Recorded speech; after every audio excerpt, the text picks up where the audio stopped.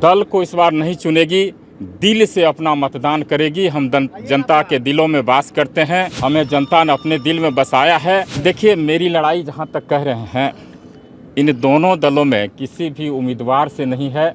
यहाँ दल और दिल की लड़ाई है। सुपौल लोकसभा के पूरे क्षेत्र में चप्पे चप्पे पर जाकर जनता के सुख दुख को समझा है, उनके आंसू हमने पोंछे हैं। करोड़ों रुपये खर्च करती है, कई राउंड के सर्वे करती है। पैनोरमा ग्रुप, जो सोचता है वो करता है। आपके अपने सपनों का आशियाना।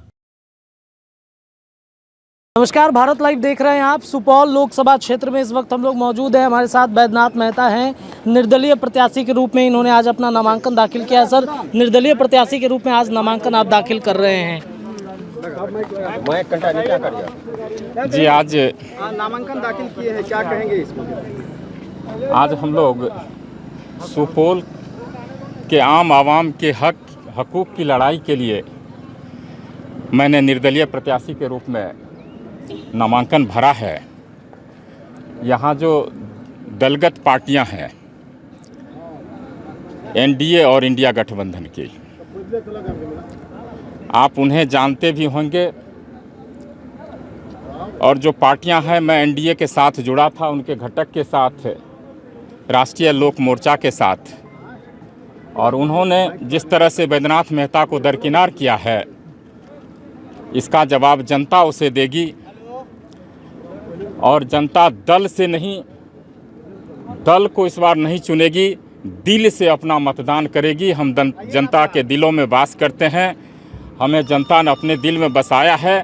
और निश्चित रूप से आने वाले चुनाव में आप इसका परिणाम भी देखेंगे। एनडीए की तरफ से प्रत्याशी भी यहाँ पे उतारे गए हैं। महागठबंधन से है, लड़ाई किनके साथ है, एनडीए के कि या फिर महागठबंधन? देखिए, मेरी लड़ाई जहाँ तक कह रहे हैं, इन दोनों दलों में किसी भी उम्मीदवार से नहीं है। यहाँ दल और दिल की लड़ाई है, सुपौल के आम आवाम के लिए लड़ाई है।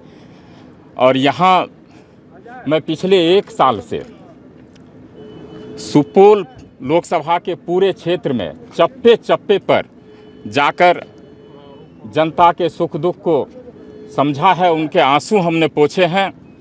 और उनके दुख दर्द में मैंने हमेशा उनका साथ दिया है। और आज स्थिति यह है, जनता दल को नहीं, दिल से मतदान करेगी, यही आप देखें। अच्छा, आप कह रहे हैं कि एनडीए की तरफ से आपको सीट नहीं मिला, महागठबंधन की तरफ से आप गए थे राजद से कोशिश करने के लिए, वहां भी नहीं मिला। कहीं ना कहीं सर्वे, तमाम तरह की चीजें कराई गई होंगी, शायद इस वजह से उनको लगता होगा कि बैद्यनाथ। देखिए, मेरा मानना है एनडीए, विशेष करके बीजेपी, प्रत्याशी के चुनाव के लिए करोड़ों रुपये खर्च करती है, कई राउंड के सर्वे करती है। और ऑन रिकॉर्ड है, जो 5 सर्वे हुए विभिन्न एजेंसी के द्वारा, और उस सभी सर्वे में जनता ने बैद्यनाथ मेहता को पसंद किया। 69% लोगों ने जनता को पसंद किया, आपके सर्वे में भी। जी। और उसके बावजूद भी एनडीए गठबंधन ने सुपौल की सीट जो है बैद्यनाथ मेहता को नहीं दिया। बैद्यनाथ मेहता उनको पसंद नहीं था। सर, एनडीए के दूसरी बात, जब मैं जनता के बीच गया, जनता बड़ी मायूस हो गई। जो बैद्यनाथ बाबू को टिकट एनडीए ने नहीं दिया, तो एक ही मांग थी, आप किसी दल से आ जाइए, किसी पार्टी से आ जाइए, नहीं होता है तो आप दूसरे दल से भी आइए।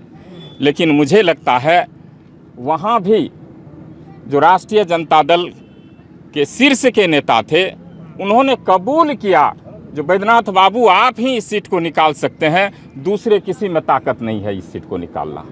और इसके बावजूद भी राष्ट्रीय जनता दल ने भी हमें टिकट से वंचित रखा। उसके बाद हमने अपने कार्यकर्ताओं की बैठक बुलाई और वहाँ यह निर्णय हुआ, जो ठीक है, दल ने आपको टिकट नहीं दिया है, सुपौल की जनता आपको जिताएगी। आप सुपौल के जनता के दिलों में बसते हैं, और दल की जीत होगी या दिल की जीत होगी, यही उस चुनाव में आप देखेंगे। टिकट बंटवारे में कुछ गड़बड़ी हुई है दोनों दल की तरफ से, ऐसा लग रहा है? देखिए, ये उनका निर्णय था, वो अपने तरफ से करते हैं, इसमें मेरा कुछ कहना नहीं है। जहाँ तक मेरा मानना है, हमारे जैसे लोग जो 7 साल की IRS की बची हुई नौकरी को छोड़कर आया, जनता के हक हकूक़ की लड़ाई के लिए आया, ऐसे लोगों को पनपने से पहले ही कुचल देते हैं राजनीतिक पार्टी के लोग।